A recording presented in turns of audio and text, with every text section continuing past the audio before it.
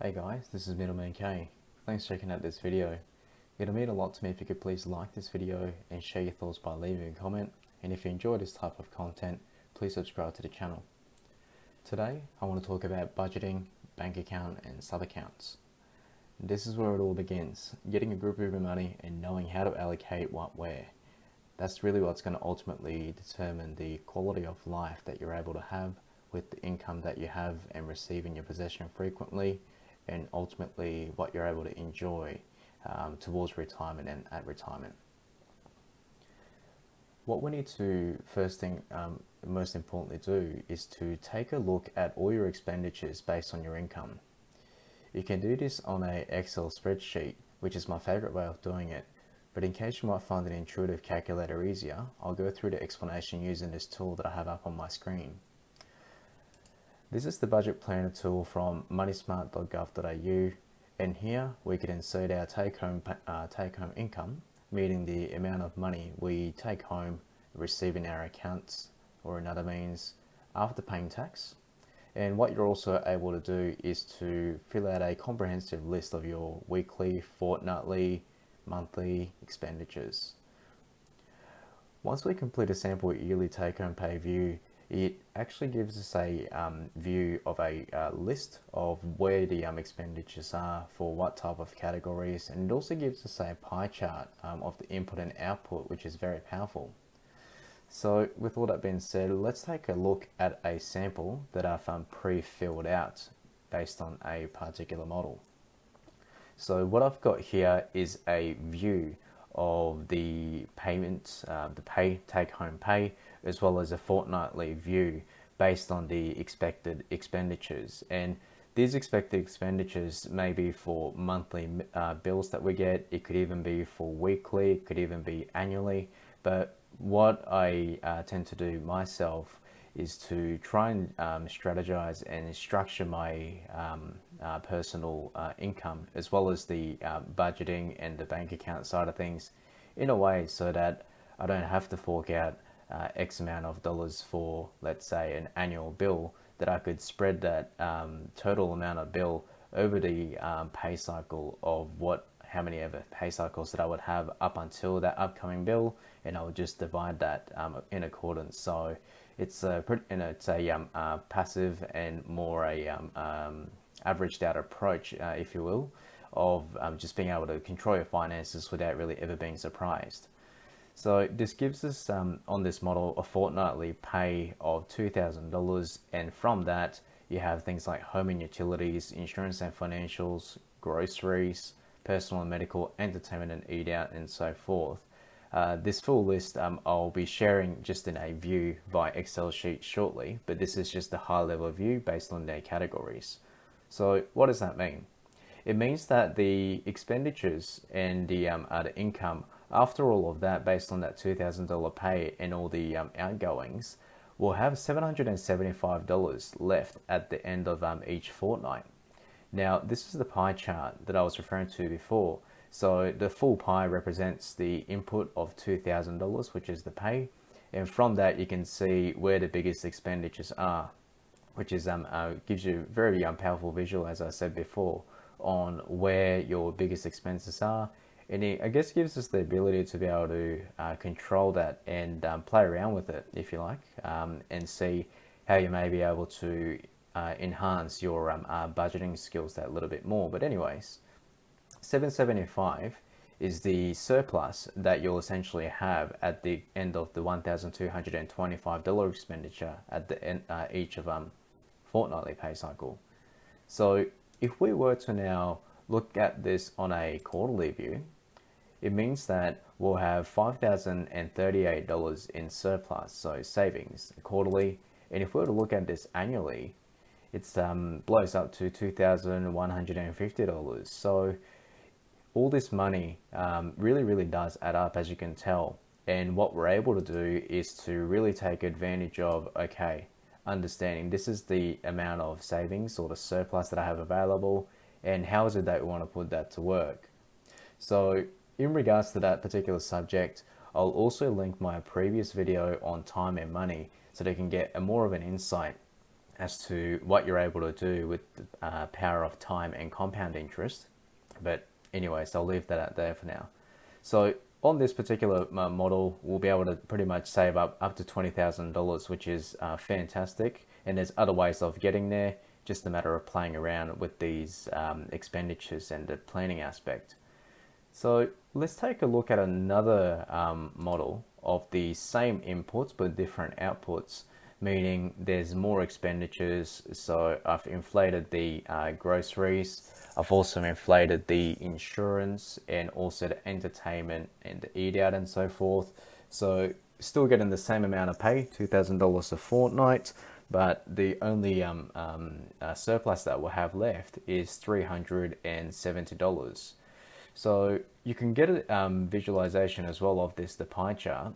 And again, just quickly showing you on what that looks like on this dummy model. But if we were to now go to an annual view, what's very noticeable is you've just lost the digit from what you're able to save in terms of surplus. And with this model of only saving $370 a fortnight and having that as a surplus, you'd only have $9,620 at the end of each year, which is, again, $10,000, $11,000 is a lot of money to begin with, but not just for 1 year. If you were to compound that over the space of 35 years, and you can just imagine what sort of difference that's going to make to the end picture when it comes to the likes of retirement and things. So again, that video on time and money is crucial, and I'll link that to you on this show notes.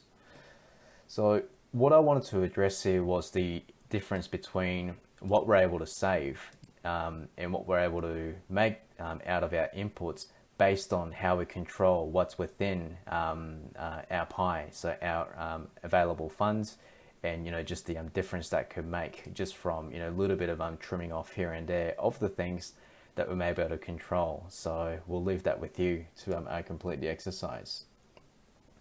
So as for what this means in terms of setting this all up, and because this entire video is about budgeting, bank accounts and sub accounts, I want to move now onto a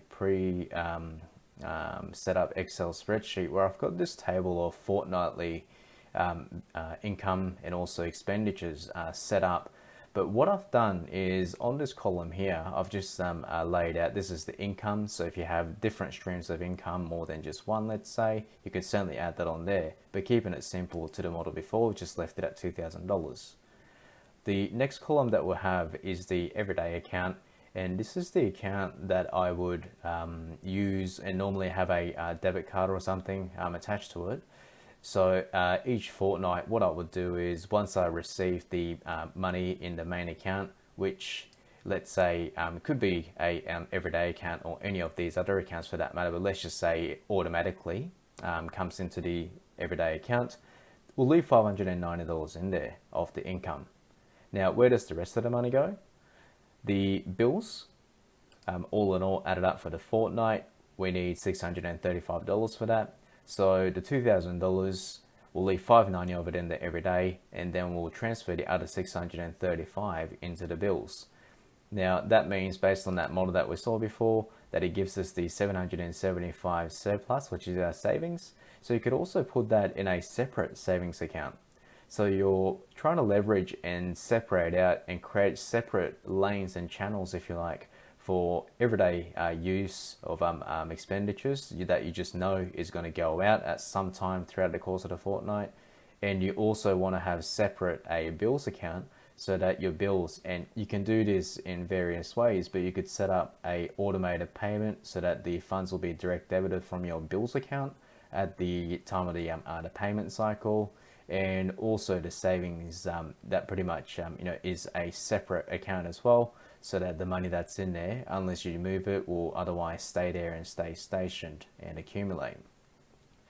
So that's the benefit of separating the bank accounts and having the sub accounts, because you could imagine if everything was to come under the everyday account and you had your card associated with it, but you also had everything from your bills and savings as a part of just a single bank account only, you can imagine that it's quite easy to lose track of making sure you've always got $635 reserved at the end of every fortnight for your bills. and to also make sure that you can retain the savings that you actually save of the 775 instead of eating into it because it looks like you've continually got surplus in your account. So this is just for better money management, to have separate accounts for different purposes. And if you wanted to go and take this a step further from your savings, because obviously savings you can do whatever you like with it, but you may also have a separate retirement savings account where you may allocate a portion of your surplus, the savings, into that separate account that you're just going to let it accumulate peacefully, quietly, over time, steadily but surely, that you'll have available that's just outside of your regular savings. So that's another way to go by it. And there's many different things that you can do with sub accounts and bank accounts, which is very handy. So just to try and wrap all of this up, you just have to remember three things. So to try and not use one bank account for everything because that can get messy. So just try and link one debit card, and if you get multiple debit cards for multiple accounts you open, try and put them away and not use them because those cards aren't obviously being issued or you're receiving them for the purpose of managing your everyday account. You just really want to keep one card if you can so that you can keep the everyday spending under control on that one, and also have a secondary account to fund it with all your upcoming bills payment.